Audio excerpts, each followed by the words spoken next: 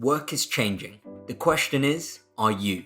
Welcome to 99 Problems But Work Ain't One, the new podcast series from How Now that will help you prepare for the fast-changing world of work. I'm your host, Nelson Sivalingam, and I'll be talking to disruptive startups, contrarian thinkers, global leaders, and real game changers, and asking them the burning questions about the challenges we face at work. From scaling cultures and adopting technology to improving well-being and building fast-learning organizations that are prepared for the future of work, we get the insights, tactics, and actionable nuggets of knowledge to put to work. Why would a company move from KPIs or that standard goal-setting model to objectives and key results, or as you might know them, OKRs? That's the big question we put to Jacqueline Gay, Program Manager of Talent Development at TomTom, in this week's episode of 99 Problems But Work Ain't One. From finding a North Star that everyone in the company can follow to how OKRs can move us towards more effective measurement, Jacquie shared some great experience of how that OKR shift works in practice. We also found time to chat about the impact on TomTom's learning culture, how the pandemic drove positive changes that they'll stick with moving forward, and how Jacquie is helping managers prepare for the new world of work. So here's my conversation with TomTom's Jacqueline Gay. Jacquie, welcome to the show. Hi, Nelson. It's super exciting. I know we've spoken many times before off the record, but now I get to ask you the questions I've always wanted to on the record. So I'm super excited. But, I thought a good place to start is obviously a lot's changed, even since the time we started speaking about how we work, where we work, why we work. So many things have changed. And I know as a result, a lot has changed about the way you work, learn at TomTom. So I wanted to pick up on a few different changes that I know we've discussed before and really dive into the process around that, the kind of learnings, and to really see if we can kind of get into the tactical nuggets that people can take away if they're thinking about applying the same. And so a good place to start is your kind of shift towards OKRs. Right. Before we go into OKRs and how you went about implementing them, talk to me about what prompted this. Right. You're in the middle of a pandemic. Why OKRs? Yeah. So actually, we started looking into OKRs about 2 years ago. We were starting to hear it, and in the development teams that were using it within their teams, and they were looking for some support and best practices. And that's how I became involved, as my role primarily was to support talent development, people development for the technical teams. So that's where I started hearing it, looking into it. And then as we did more research, we thought, let's see how we can build this up broader and take what those teams are using and see if we can broaden it within the organization.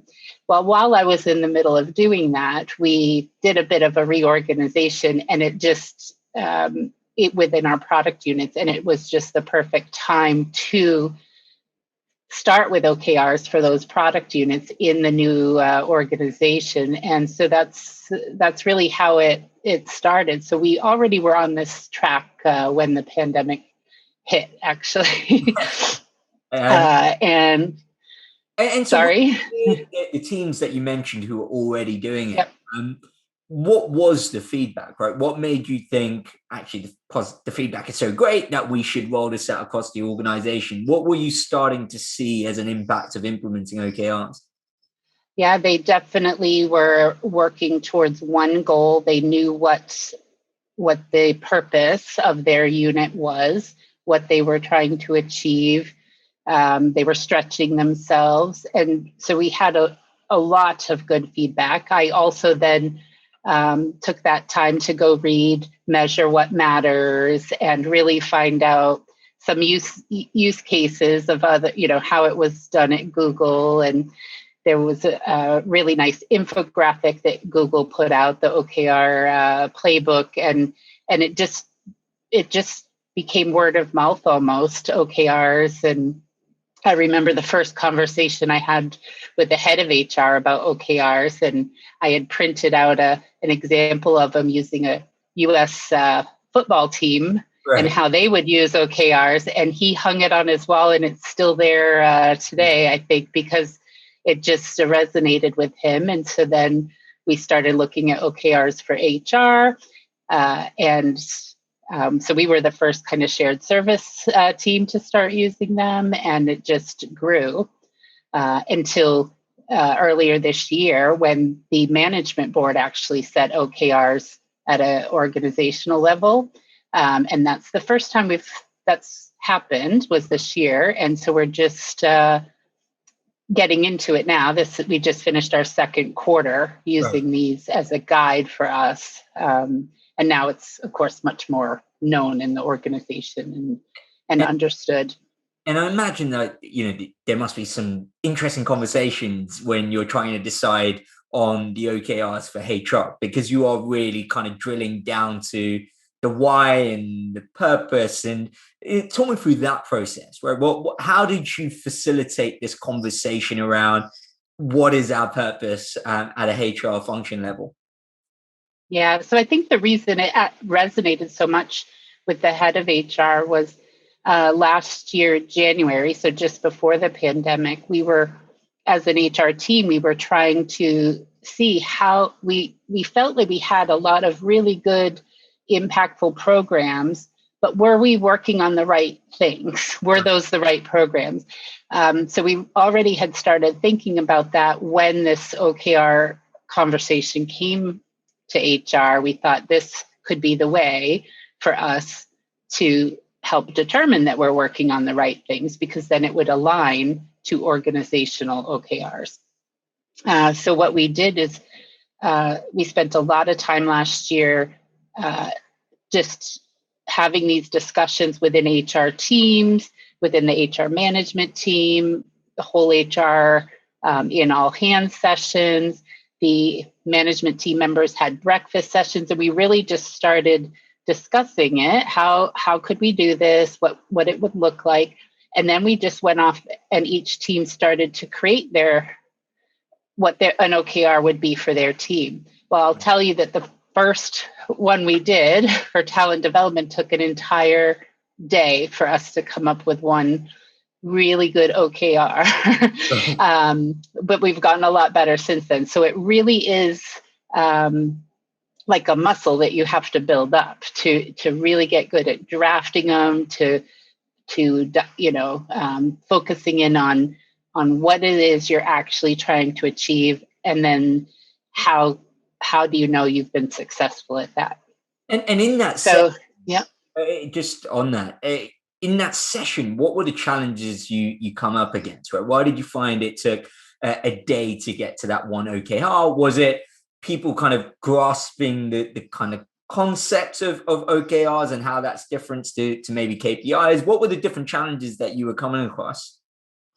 I think the reason it was so challenging for us last year is because we did not yet have those organization-wide OKRs as a guide or an indicator on what we're working towards.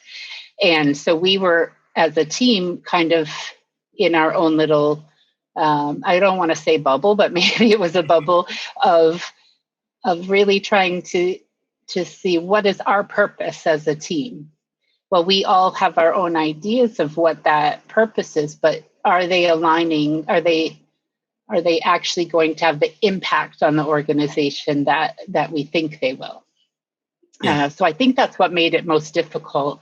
Now that we have the organization-wide OKRs this year, it goes much more smoothly because we can really tie everything we're doing directly to those management board OKRs. Just to any of our listeners are not familiar with the kind of notion of OKRs, could you maybe illustrate with an example what might be an objective, and then KR being the key results? What would be an example of a key result? Yeah, so the objective is, some organizations can use objectives that are more achievable. We choose to use stretch objectives. So the objective is really your vision, like what is your the biggest goal you could think of. Like we want to be, well, I'll give the football example. Maybe we want to win the Super Bowl. Right. Then the key results are really if you achieve these key results, and they've been drafted appropriately and thought through. Achievement of those key results means you would have achieved that objective. Right. However, if you don't achieve it, that's okay. We want people to stretch themselves, so maybe you only get 70% of the way there, but you tried. And next time, you can use it again for the next quarter and maybe adjust those key results or stretch yourself a little more. But I think the key really is in thinking big and then thinking of the tangible things you can do to achieve that. And is there a right number of objectives and key results, Jacquie? Well, it depends, I guess, on what level you're looking. Organization-wide, we have 5 key results for the year, or 5 OKRs for the year. And then each team will have about 3 to 5 objectives, and each objective should have about 3 key results. So it is better to try to keep it small, and not use those key results as tasks necessarily, but really achievement of this means we will have achieved that objective. And then you could have tasks or initiatives within that, but it shouldn't be used as a task list. And so, you've obviously been at TomTom for a while. So how have you seen OKRs change behavior in a way it didn't when you didn't kind of have OKRs, right? What difference has it made? Especially, I guess, in your kind of HR teams and talent development teams, what difference have you seen it's made? Well, it gives us all like a North Star to work towards. And so within HR, I've seen a huge difference in just how teams work with each other and with that one goal of, this is what we want to do for HR this year. This is what we're going to focus on. And it gives us a common language and understanding to measure our work. I think HR has always struggled with how to really quantify what we do. And this really helps that. It helps, put it down in front of everyone, and we have one thing to work towards, and we agree together that this is how we're going to try to achieve that. And then you can, and we try to have cross-functional OKRs as well, because the teams aren't really working in a bubble. The talent development team needs to work very closely with the business partners. We need to work very closely with employee relations and, on topics such as wellness.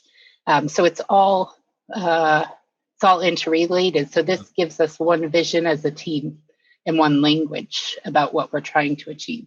And taking talent development specifically, has it changed what you measure in terms of what successful talent development looks like? I ask this because, there's a bit of a transition period where sometimes we speak to organizations who are still stuck in kind of measuring course completion and kind of time spent learning as the sole metrics of whether talent development program has been successful or not. But I'd be interested to know whether you think OKRs has kind of shifted what you would now consider as a metric that shows you whether something's working or not. Yeah, we do. I mean, we do still have key results that might measure, attendance or signups for a particular workshop that we hold. But then that's not the only measurement. We try to add in, surveys. We do lots of surveys, but also most of our HR objectives in some way have a key result related to our engagement survey. Right. So are you trying to increase the response or the rate, the engagement rate on this question or on this question? So we do that. We tie that in a lot to our key results, the engagement. but also there's measurements such as higher rates and turnover rates that we also can use as measurements, but we try to much more often use that direct feedback from employees in the surveys to see how well we're doing and how well they're responding to what we're doing. Right. And I guess, implementing OKRs is hard enough, but implementing it in an organization where I think you're in over 40 different offices across 29 countries, and not just from implementing OKRs, but even implementing talent development programs in what's now quite a distributed workforce. How do you tackle that?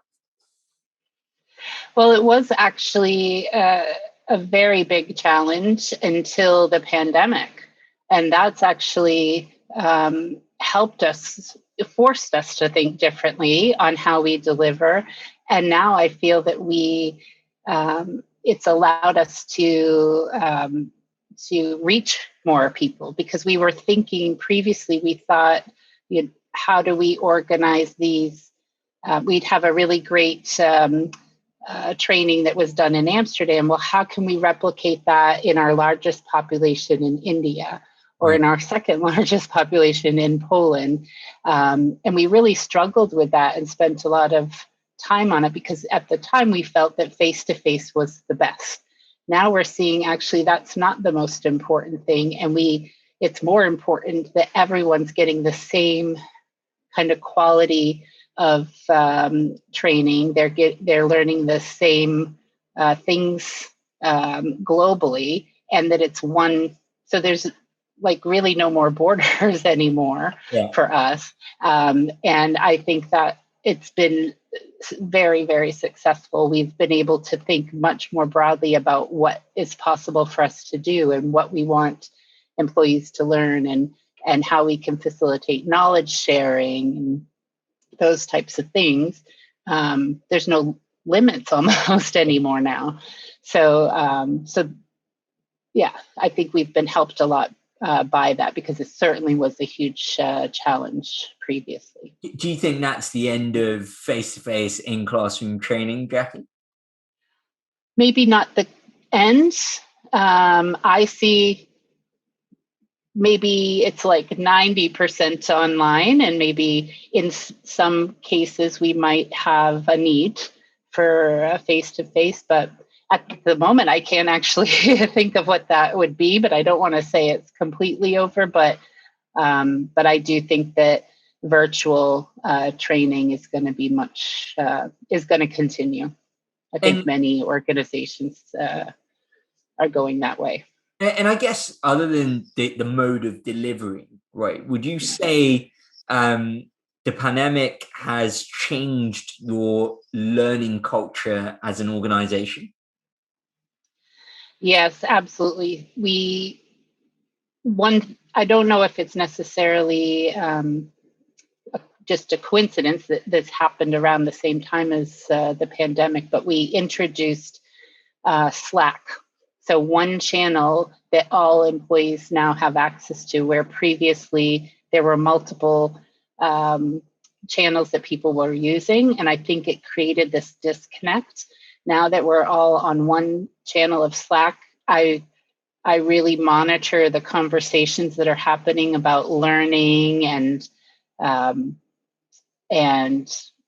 just their engagement, and people just actively creating groups to share things that they learned and just feel will be valuable to other team members. It's just completely opened it up. I feel that our learning channel is very, very active on Slack. So I think people are already also just thinking differently now, but it did require us to be on one platform to be able to do that. So it could just be a coincidence. But I also think people are thinking how they spend their time now, and they're not commuting. They still do their work, but they can manage it differently. So they can stop in the afternoon, if there's no more calls for the day, and do a class. They don't have to run home, to catch the train, or so they can manage their days differently. And I do think people are putting learning into that more than they did before.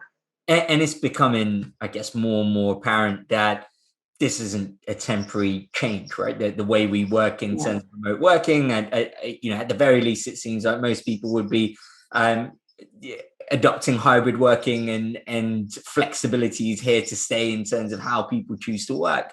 And I guess one of the challenges that have been discussed a lot is, are managers prepared to be able to lead and manage teams in this new environment? And I guess, how have you tackled that from a talent development perspective? What have you seen has been your part to play here in preparing managers to navigate this kind of new world of work?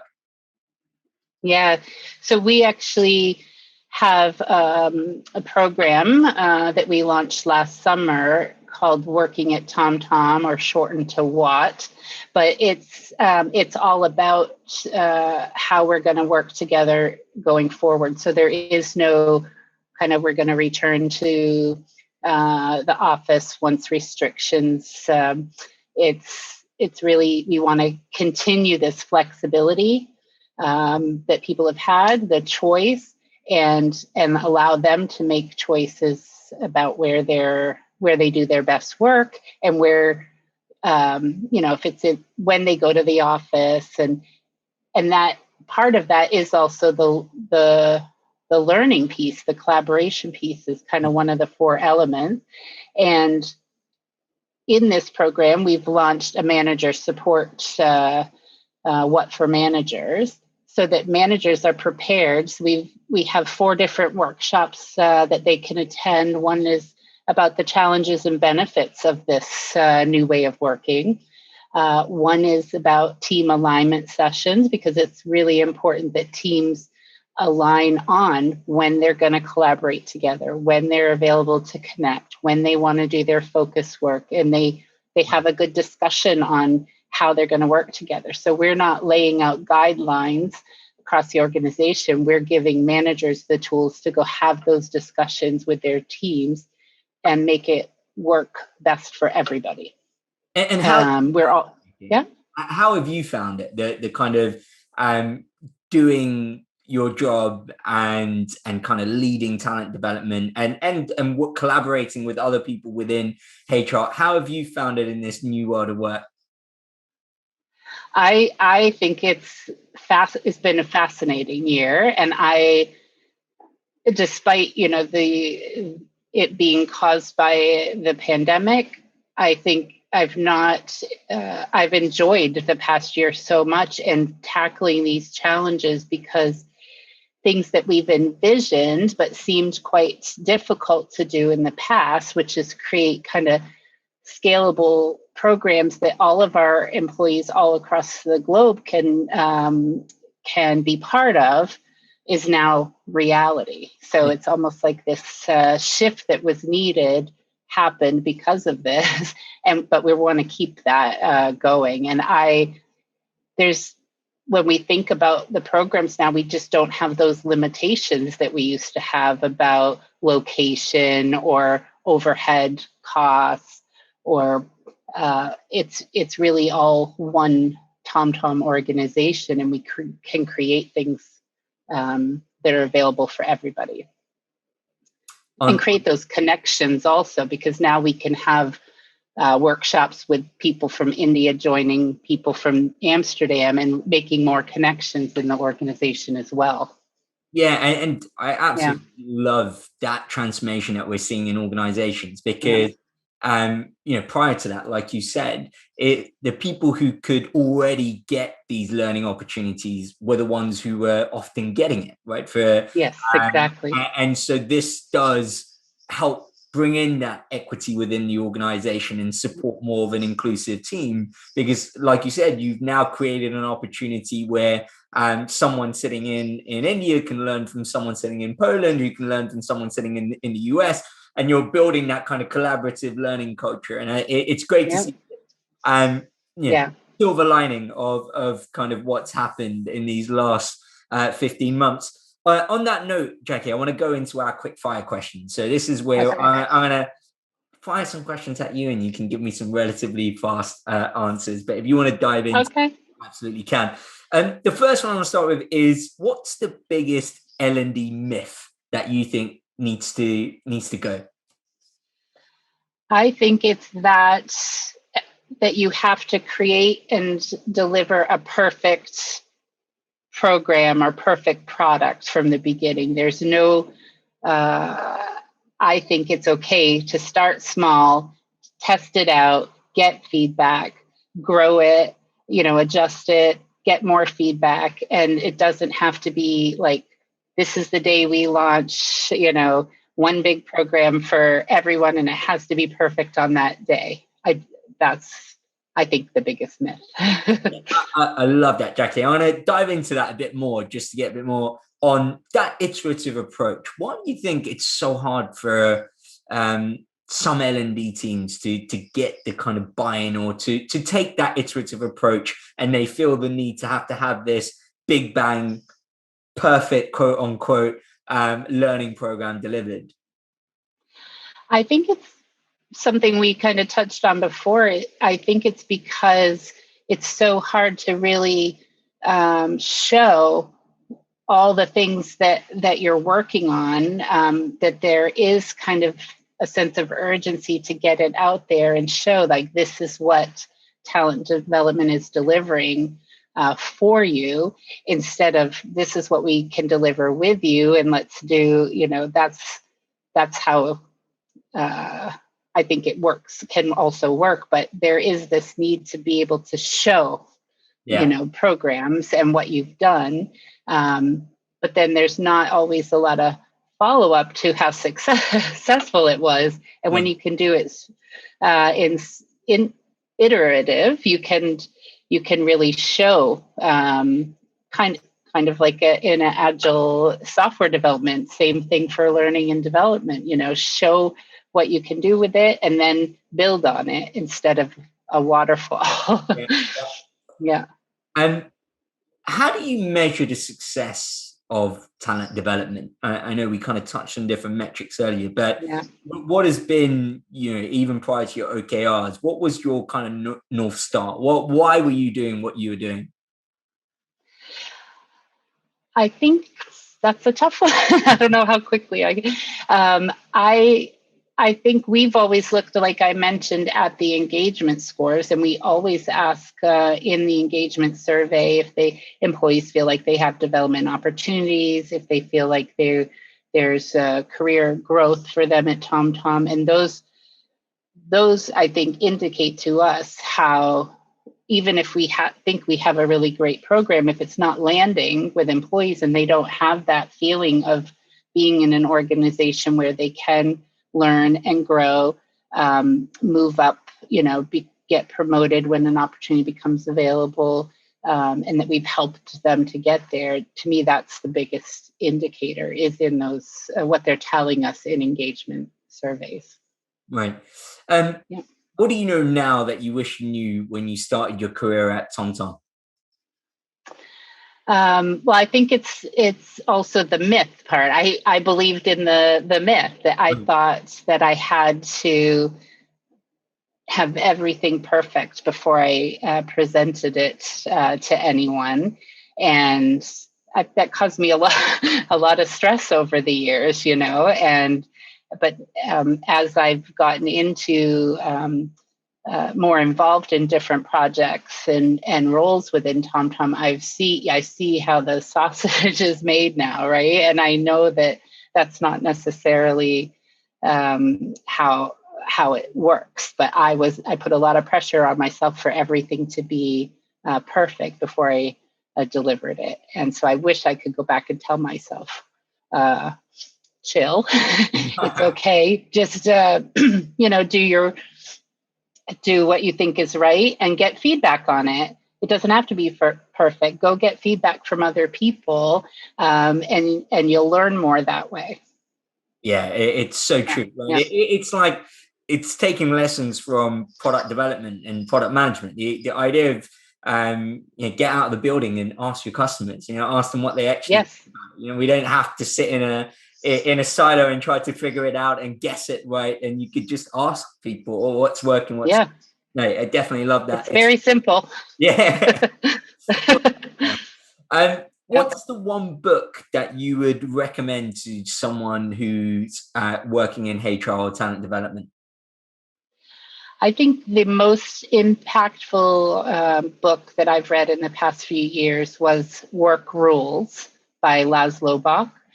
That's really what changed my thinking about not having to be perfect, actually, and about how you can start talking to your customer more. And that's actually how I found out about OKRs, from those product teams, because I was going out and talking to them. What are your biggest challenges right now? And not just sitting in my HR bubble and saying, this is what I think they need, but just talking to them more, talking to the business partners. And and it works because now we have a global OKR program, so you just have to find out, what are they talking about? What is important to them right now? And that's what Laszlo's book taught me, is about, being more connected to the customer, using the data, trying new things, seeing if it's working, piloting with small groups before expanding. And that was really impactful for me. What's the one skill you would like to develop, and why? I would say data science. Right. It's when I actually graduated high school, I thought I was going to work in math or accounting, and somehow I've ended up here in HR. But I'm still very fascinated by the numbers part of it, and how we can use that to inform the things that we're doing. We use it when we build products. Well, HR is also building products. So how can we use that? So I think that's one skill that's very far removed from me, but I think would be really, really impactful if I had it to my role. Just an extension to that, because I love the idea of taking a very product approach to what we're doing in kind of people development and HR. But I'm always curious, what do you see as your product? Right? Like, as in, if I was to say, what is talent development's product, or what is HR's product, what would you say? I would say our product is, oh gosh, I think our product is the opportunities that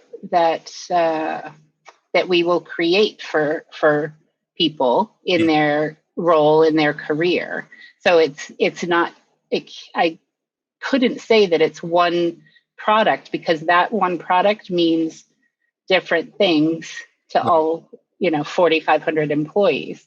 So I think the product is actually opportunities. I like that. Does that make sense? Like what's your favorite productivity hack?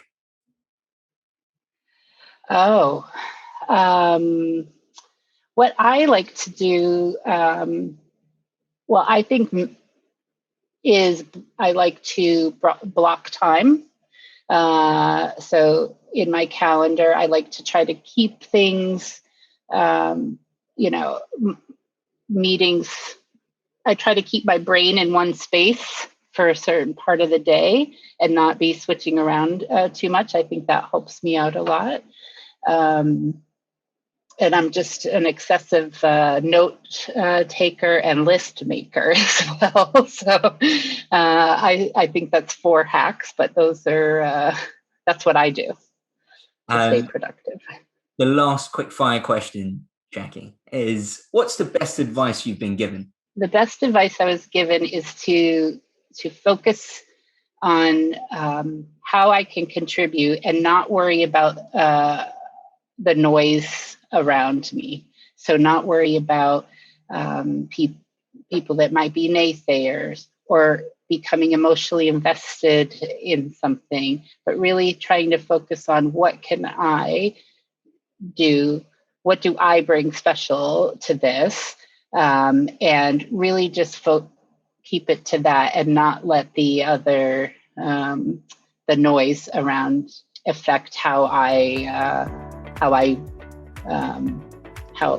perform in my role. It's like noise cancelling headphones for life. Yes. I love it, Jacquie. On that note, it's been an absolute pleasure, Jacquie. Thank you for coming on the show. Always. Thank you so much. Look forward to the next time. Great to talk to you, Nelson. And that's a wrap for this week's episode. A big thank you to Jacquie for sharing some really interesting personal experiences on how the OKR model really works in practice. If you'd like to connect with Jacquie or myself, our social media profiles will be linked in the episode description. And if you enjoyed this episode, as always, please do think about subscribing, sharing, leaving us a review, or telling a friend. It goes a long way in helping the show grow. Thanks, and see you next time.